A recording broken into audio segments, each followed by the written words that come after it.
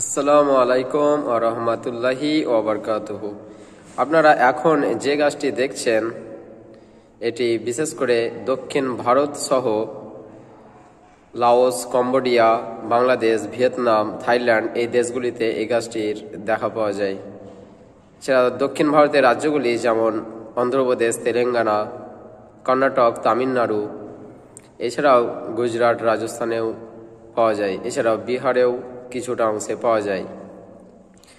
তো গোদাবরী নদীর দুই তীরেই অর্থাৎ পূর্ব ও পশ্চিম তীরে এই গাছগুলি বেশি দেখা যায়।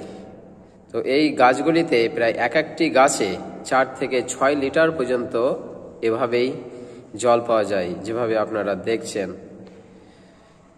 তো এই গাছগুলির কাণ্ড যদি কর্তন করা হয় বা কাটা হয় তাহলে এই ধরনের জল বের হওয়া দেখা যায়। তো আপনারা যে ভিডিওটা দেখছেন এটি সাধারণ পরীক্ষার উদ্দেশ্যেই করা হয়েছিল।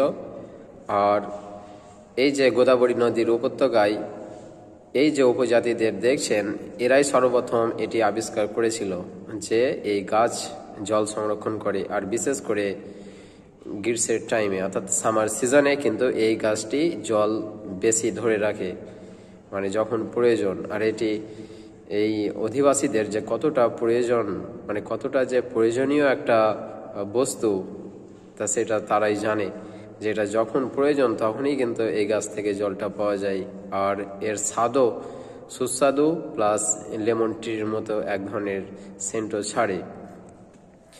তো এই গাছগুলি প্রায় আপনার 6 থেকে 8 মিটার পর্যন্ত উঁচু হয়ে থাকে,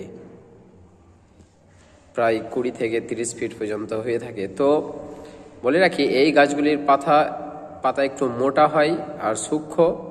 এছাড়াও 7.5 থেকে প্রায় 10 সেন্টিমিটার লম্বা হয়ে থাকে।